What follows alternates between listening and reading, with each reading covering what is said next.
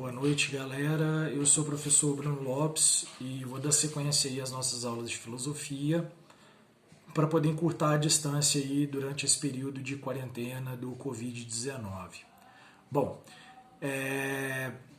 a gente vai falar hoje sobre o módulo 3 da apostila Bernoulli, né, que fala sobre o deslocamento da busca aí dos conceitos, da busca do cosmo pela natureza, né, os pré-socráticos que buscavam só na natureza, e a gente vai ver esse conhecimento filosófico se deslocar também para a busca de um conhecimento em relação ao homem e à sociedade, ou seja, a conduta do homem dentro da sociedade.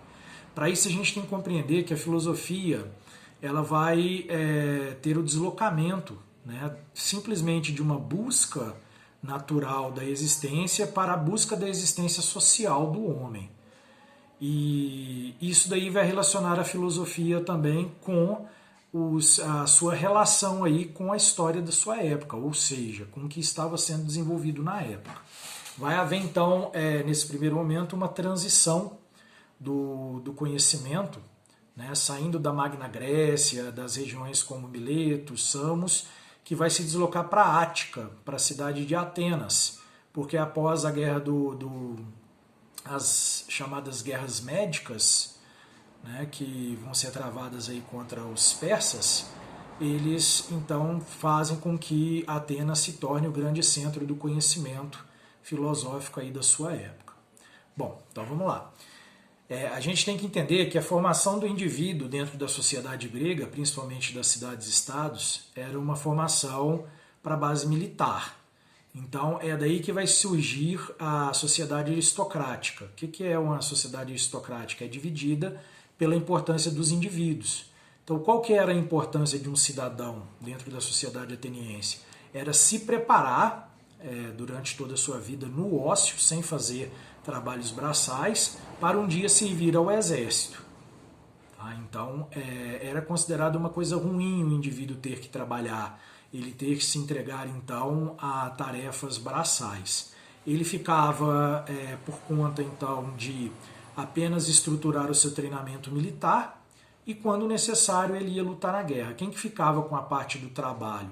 A parte do trabalho ela era dedicada aos escravos, que ficavam, então, por conta de produzir. Com esse deslocamento, né, com essa saída da questão da guerra e a entrada de uma vida política, de uma vida voltada para a cidadania, para as tomadas de decisão, vai haver então a nova areté, que é o novo modelo educacional, onde o indivíduo seria preparado para poder tomar as decisões. E tudo isso tem a ver com o contexto grego, pós-reformas de Solon, pós as transformações de Clístenes e Péricles, onde vai surgir então aí a democracia. Demos, que seria o povo, serão aqueles que vão tomar as decisões, né? E Crácia, que seria, ou Crátia, né, que seria as decisões aí, seria uma forma de discussão em praça pública para poder se chegar ao bem comum, para poder se chegar à regra. Não era qualquer um que participava da política, e dois princípios eles são fundamentais que vocês já estudaram na história, que é o princípio da isonomia, que é a igualdade dos cidadãos aí de participar da política, e também o princípio da isegoria, que era o direito de todos os indivíduos darem a sua opinião e ter essa levada em consideração no quesito da escolha. Então, o melhor preparado era aquele indivíduo que tivesse, então, caminhos, meios e tudo mais para poder fazer parte das decisões políticas. Duas dicas de Enem que a gente tem que ficar antenados aí nessa questão da filosofia e do conhecimento grego é que a democracia deles era diferente da nossa, né? A democracia deles era direta, ou seja, o cidadão acima de 21 anos, que tinha que ter uma certa liberdade econômica, ele deveria ir à ágora e convencer os seus pares da necessidade daquela regra política que iria então fazer parte para todos. Tá bom? A nossa democracia ela é um pouco diferente, né? Nós escolhemos os representantes que irão nos tomar as decisões por nós aí dentro da política, assim como vereadores, deputados, senadores, governadores, presidente, etc. Qual que é a grande diferença? Lá, cidadão era aquele nascido de pai e mãe da cidade-estado que tinha plenos direitos políticos. Aqui qualquer indivíduo acima dos 18 anos, inclusive as mulheres que eram excluídas naquela época, também tem o seu direito político. Visto, pessoal, essa necessidade, então, de uma formação para a política, vai ter origem aí a nova areté, que era a nova forma de educação, então, visionada pelos gregos, que era uma educação voltada para quê? Para proporcionar ao cidadão que ele tivesse um grande domínio na arte da retórica e da argumentação. É aí que entra a figura dos sofistas, que são figuras, né, que são amplamente criticadas, principalmente por pensadores como Sócrates, Aristóteles e Platão, porque eles vendiam a base do seu conhecimento. Mas os sofistas também são figuras interessantes aí no pensamento da filosofia, porque para eles não existia uma verdade única, pronta e acabada. O que era a verdade para os sofistas, pessoal? Era aquilo que você conseguisse convencer o outro que era, então, a verdade. Aí ia depender, a verdade ela poderia depender do lugar onde você estava, o contexto histórico e o que você queria convencer os indivíduos aí que fosse uma verdade. Sócrates era muito contrário a isso, aos indivíduos venderem essa capacidade, porque Sócrates acreditava que através da ética e da vivência filosófica poderia se chegar aí com a razão a uma verdade única, né? Aquela verdade então que o indivíduo deveria desvendar. Bom, então, resumidamente, os sofistas são isso, né? São espécies de professores. Na apostila ainda cita os sofistas como os primeiros professores, aqueles que vão lançar a primeira paideia, que era a formação. Paideia era a formação do indivíduo para essa vida cidadã. Os sofistas eles andavam de uma cidade-estado para outra e eles eram contratados. Quem que contratava esses sofistas? Os pais dos jovens.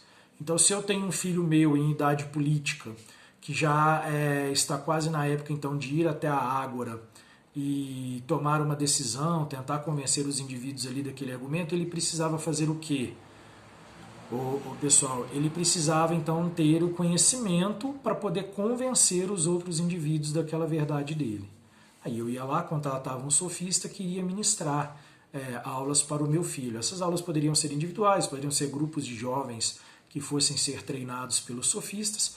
E lembrando a vocês que a cultura grega ela já era, de determinada forma, baseada nesse tipo de argumentação. Por isso a importância do teatro, né?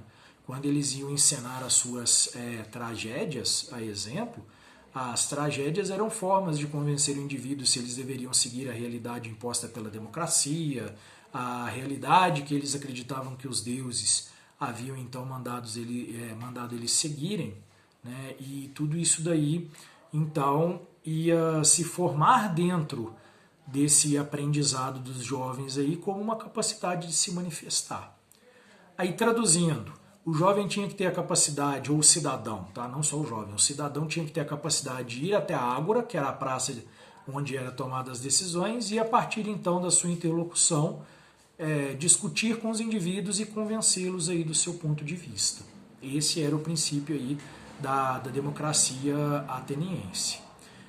O relativismo o relativismo sofístico, ele vai dizer aí menção à característica que a verdade tinha de variar de um lugar para o outro, de um grupo para o outro, ou mesmo da questão que o indivíduo queria comprovar como sendo a verdade.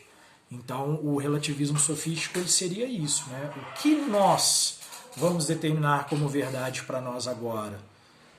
Aí a gente vai entrar em argumentação, usaremos o nosso poder de retórica e as transformações que a gente quer que aconteçam dentro aí então do nosso envolto, né? E vamos tentar convencer aos indivíduos que aquilo ali seria a verdade. Então o relativismo para nós aqui da cidade-estado faz de conta de Campo Belo, a verdade seria isso. E nós vamos argumentar e defender essa necessidade. Para os indivíduos da cidade-estado faz de conta Lavras, entendeu? Podia ser relativo. Eles poderiam ter uma outra concepção e uma outra necessidade de convencimento. Protágoras, que foi um dos principais pensadores, ele falava que o homem é a medida de todas as coisas, das que são por aquilo que são e das que não são por aquilo que não são. Ou seja, então o conhecimento do homem, a forma como ele iria então debater aquela atitude é que poderia convencer os demais indivíduos do que deveria ser ou não. Aí, só para frisar o pensamento, qual que era a crítica feita aí aos filósofos da razão, né, principalmente Sócrates, Platão e Aristóteles, a esse pensamento sofista? Eles eram contrários a essa venda de um conhecimento que para eles seria algo adquirido aí de forma racional, de forma intelectual. Só que os sofistas não estavam nem aí, né? Eles existem mais pelas críticas que eles sofrem desses pensadores que deixaram coisas relacionadas a eles, negatividades e daí por diante, tá? E faria então do mesmo modo, não é aquela forma de pensar do brasileiro que, não, tem alguém que não concorda comigo, então não falarei mais. Os sofistas, eles simplesmente viviam essa sua forma de transmitir o conhecimento. E para eles seria, o meu cachorrinho concordou aqui comigo, né, muito importante a opinião dele, e seria, digamos assim, a maneira de construção do conhecimento. Próxima aula eu vou falar para vocês sobre o conhecimento de Sócrates, né, e o desenvolvimento aí da maiêutica e sua forma de pensamento. Se pluga aí no canal, assistam às aulas, já vão fazendo transcrições, exercícios para que a gente possa diminuir a distância. Valeu, galera? Lavem as mãos, vamos ficar de quarentena. Valeu? Até mais!